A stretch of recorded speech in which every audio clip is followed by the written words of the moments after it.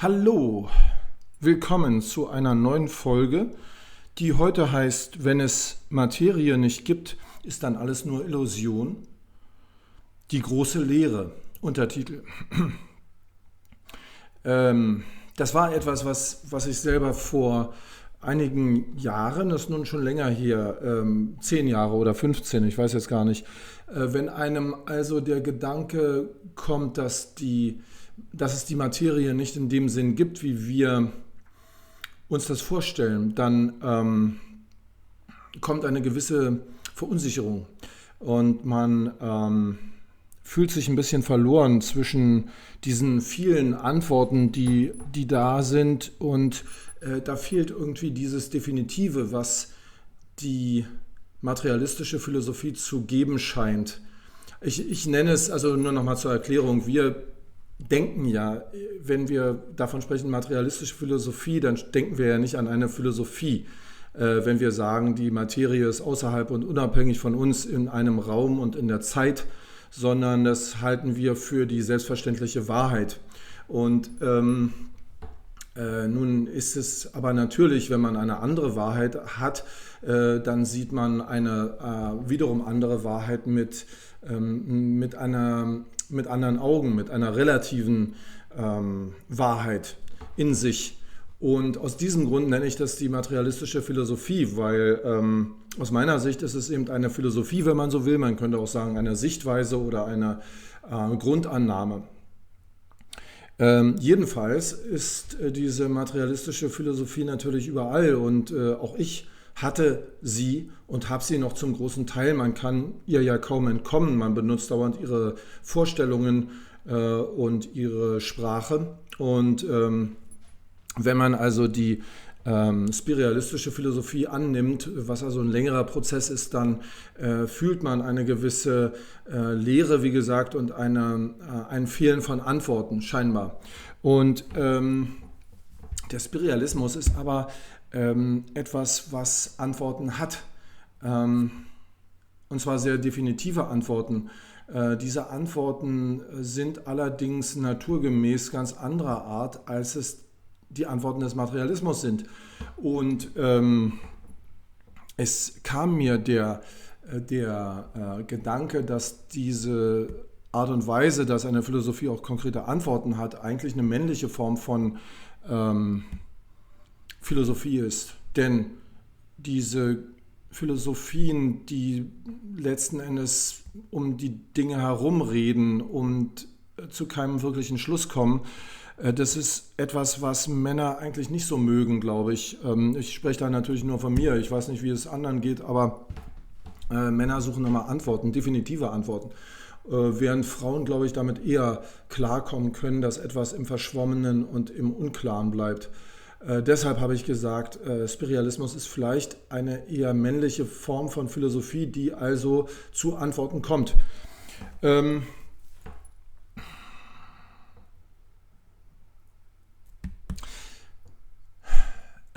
Als das so war und ich hatte diese scheinbar auch gewissermaßen eine Verwirrtheit zwischen den vielen Antworten und was ist denn nun das Eigentliche,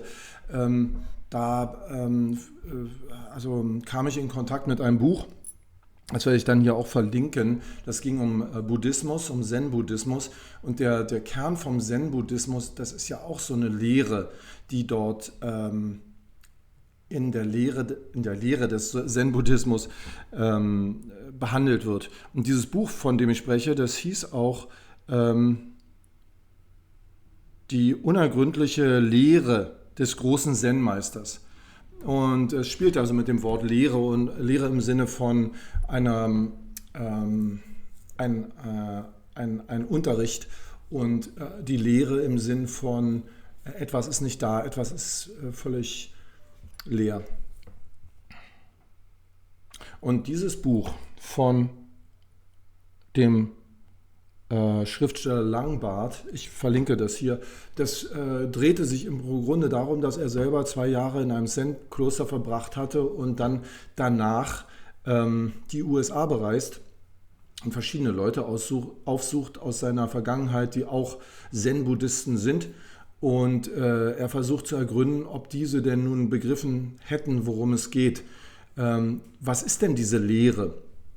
Und in dieser Folge von Spireo möchte ich einfach diese Vorstellung behandeln, dass dort eine Lehre ist, wo vorher dieses scheinbar sehr Bestimmte war. Also wir stellen uns vor, dass die Dinge, die uns umgeben, in Raum und Zeit vorhanden sind, und zwar ganz eindeutig. Und wenn uns jemand sagt, diese Dinge sind nicht vorhanden in Raum und Zeit, sondern sie sind ein Produkt von Gedanken wiederum, dann beschleicht uns das Gefühl, das habe ich manchmal gehört, es sei eben entweder eine Lehre oder eine Simulation vorhanden. Ich kann nur sagen, aus meiner Überzeugung heraus ist das einfach die Art und Weise, wie das Universum entsteht in jedem Augenblick und wie es funktioniert. Es ist nicht, jedenfalls nicht meine Überzeugung, dass es sich um eine Simulation von irgendwem handelt oder dass das nicht echt wäre oder dass die Realität nicht echt wäre in dem Sinne, es gäbe sie nicht. Sondern die Realität ist es eben, dass sie ganz andere Eigenschaften hat, als wir uns vorstellen. Wenn wir uns vorstellen, dass die Realität es nur einmal vorhanden wäre und dass sie abhängig wäre von den Eigenschaften der Materie, aus denen sie letzten Endes hervorgeht, dann irren wir uns da. Sondern die Welt als Realität taucht erstmal in den Blickwinkeln auf, die sich ein eigenes Bewusstsein zurechnen, also die Menschen beispielsweise oder die Tiere oder. Die Frage ist, wie viele solche Blickwinkel gibt es, wie viele Bewusstseinskerne gibt es, wie viele, wenn man so will, Perspektiven sind da. Das ist etwas, was, wie ich derzeit glaube, der Spiritualismus nicht beantworten kann und auch jede andere Philosophie, weil das aus systemischen Gründen unmöglich ist. Man stelle sich mal vor, man wäre als ein Teil eines Mosaiks und ein kleines Teilchen. Und das ganze Mosaik stellt also ein Bild dar. Mal angenommen, es sei die Welt, die auf dem Bild zu sehen ist. Wer sagt, dass ein kleines Teilchen dieses Mosaiks das ganze Bild kennen muss? Oder kennen können muss? Wie gesagt, ich glaube, aus systemischen Gründen ist das völlig unmöglich, dass das gehen kann. Sondern die Funktion des Ichs ist es ja gerade, ein bestimmtes Bild zu erzeugen und eine bestimmte Perspektive zu haben. Es ist niemals das Ganze. Und ich sage jetzt einfach mal eine Vorstellung, die ich habe. Ich stelle mir vor, dass die Welt so zustande kommt, dass sie in verschiedenen Bewusstseinskernen eine so wie unscharfe Bild einer Welt erzeugt und zusammengenommen wird das Bild schärfer, so in etwa wie wenn man sich austauscht mit anderen Menschen und kommt zu dem Schluss, man habe gemeinsam etwas besser erkannt. Es braucht also, damit eine Welt entstehen kann, immer diese Gegensätze, also diese verschiedenen Denkobjekte. Und das drückt sich eben auch zum Beispiel aus in diesem Yin und Yang, die ja zusammen sind in einem Kreis und nur zusammen als Gegensatz aufeinander wirken. Wären sie nicht sozusagen in einem Zusammenhang gefangen, wären es auch keine Gegensätze, sondern das wären einfach Datenpunkte, sagen wir, in einem Raum und hätten miteinander nichts zu tun.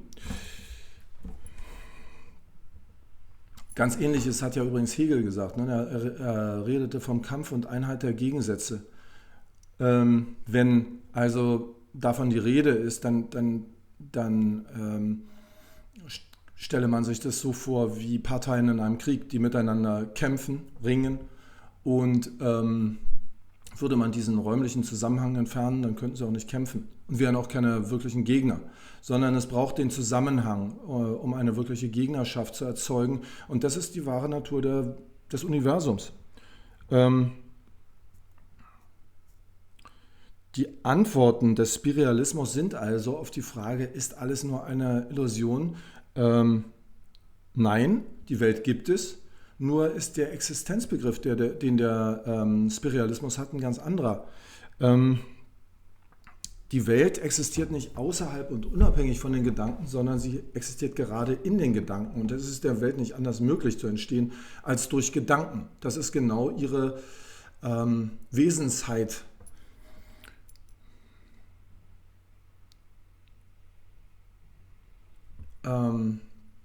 Daraus resultierend ist die Sichtweise des Spiritualismus die Dinge, dass man aufhört, die Dinge als getrennt von sich selber wahrzunehmen, sondern dass man einfach versteht und auch begreift und auch als grundsätzliche Denkgewohnheit übernimmt, dass die Dinge durch die eigene Anwesenheit im Prinzip erst zustande kommen.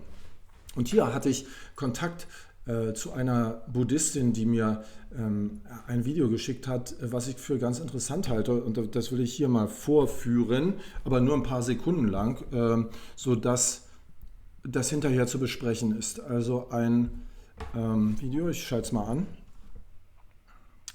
auf Englisch. Just answer me, this is the old Tibetan system. What is this thing? Sure. Yeah, it's a pen. Okay. Next question. If a small dog comes in here and I go like this and I show this to the dog, what will they do with it? Chew on it. Yeah, I know, right? Do they see this as a pen? They see it as something to chew. Next question. Who's correct, the human or the dog? Both. Yeah, you could say both are correct. The human can write, the dog can chew. Most important question. If I come here and I put this thing here, and all the dogs go out of the room and all the humans go out of the room, at that moment, what is this thing? Pen or a chew toy? She has the best answer. She's going like this. And that's correct answer. Right then, it's almost like nothing.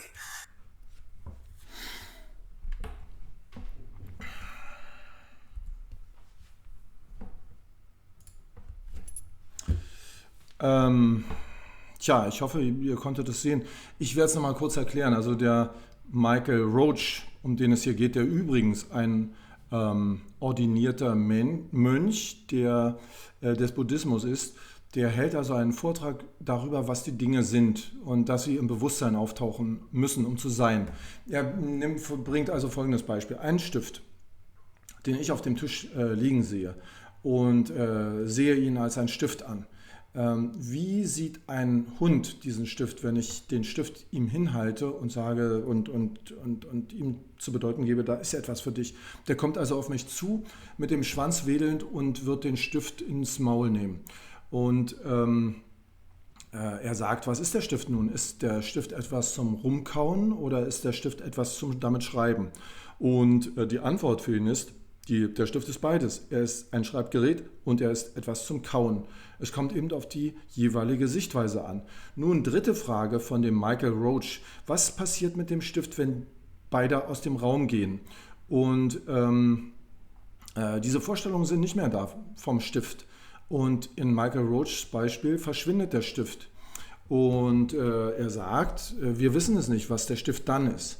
Also die Antwort des Spiritualismus wäre, wir wissen auch nicht grundsätzlich, was in Bewusstsein anderer Leute auftaucht. Jetzt mal vom Hund abgesehen. Wir sind ja auch miteinander nicht darüber wirklich uns im Klaren, was die Bewusstseinsinhalte anderer sind. Und wir haben also deshalb keinen wirklichen Blick dafür, dass es immer andere sind. Der Spiritualismus, der ja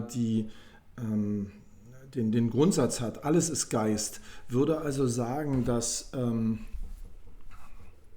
wenn Mensch und Hund den Raum verlassen, der Stift durchaus im Bewusstsein von Bewusstseinskernen vorhanden sein kann. Wir haben nur darüber gar keine Aussage. Das ist natürlich etwas, was gegenüber dem Materialismus ganz anders wirkt, weil der Materialismus gibt ja vor, alles beantworten zu können, denn die Wirklichkeit läge klar vor uns als die eine Wirklichkeit, wo ja im Grunde schon der Spiritualismus im Ansatz schon widersprechen muss und sagen muss, es gibt nicht eine Wirklichkeit, sondern es gibt so viele Wirklichkeiten, wie es solche Bewusstseinskerne gibt.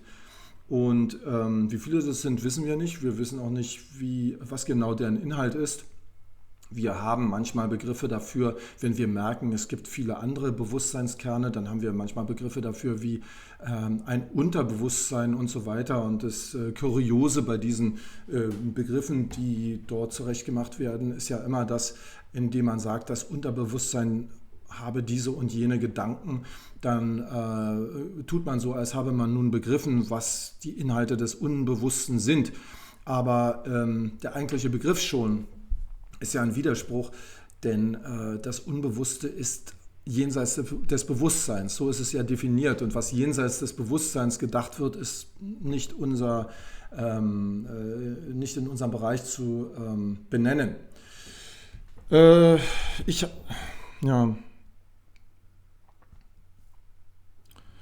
Das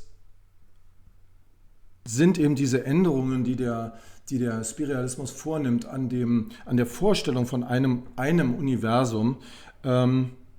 Das Universum existiert. Über die Änderung des Existenzbegriffs hatte ich ja schon gesprochen, aber es existiert auf eine andere Weise, als wir uns das vorstellen. Es existiert durch die Gedanken. Durch die Gedanken. Es ist Bewusstsein. Und insofern hat der Spiritualismus Antworten, und zwar sehr konkrete Antworten, aber er hat ganz andere Antworten als der Materialismus. Beispielsweise ist eine ganz wichtige Sichtweise und eine Erkenntnis, dass der Glaube eine riesige Macht hat. Der Glaube, oder man könnte auch sagen, das Wissen, ist die Kraft, die Dinge entstehen lässt. Und die Kraft des Glaubens ist ja ein Grundthema von Spiritualität und von Religiosität, und im Materialismus sieht man den Glauben leicht spöttisch als einen sogenannten Aberglauben an oder als ein Nichtwissen in Verkennung der Tatsache, dass es genau ein Wissen ist. Und umgekehrt gesehen, aus dem Spiritualismus ist die wissenschaftliche Arbeit und so weiter im Grunde auch ein Glaube. Ich will das jetzt in keinster Weise diskreditieren, die hohe Intelligenz und so weiter von Wissenschaftlern und so weiter. Es ist nur einfach so, dass das Universum auf andere Art und Weise funktioniert, als man durch den Materialismus glauben könnte, nämlich auf eine ganz bestimmte Art und Weise, und anders ginge es nicht. Während es die tatsächliche Eigenschaft des Universums ist, ganz viele verschiedene Möglichkeiten zu haben. Unendlich viele im Grunde, wenn man so will. Eine weitere Folge des Spiritualismus ist zum Beispiel, dass man auf den Gedanken kommen muss, dass wenn es diese Grenzen, von denen man dauernd spricht, also dass zum Beispiel eine bestimmte Materie nur ganz bestimmte Eigenschaften haben kann und so weiter, wenn es das nicht gibt, dann müssen diese Grenzen irgendwo anders liegen.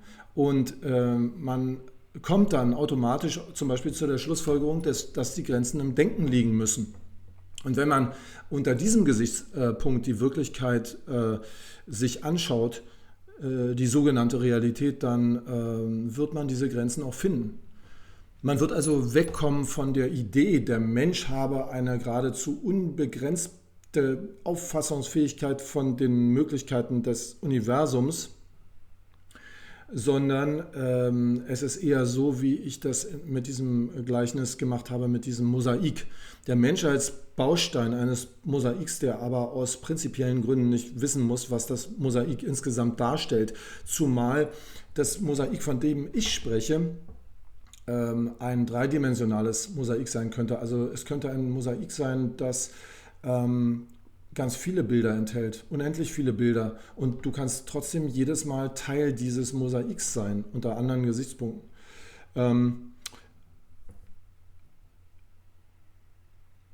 Das ist also der wirkliche Nutzen, würde ich sagen, also ein möglicher Nutzen, den man direkt aus dem Spiritualismus ziehen kann, dass man die Kraft des Glaubens für real hält und für die eigentliche Kraft des Universums. Ich will damit erstmal schließen und bedanke mich für euer Zuschauen und würde mich freuen, wenn ihr ein Like da lasst und ein Abonnement.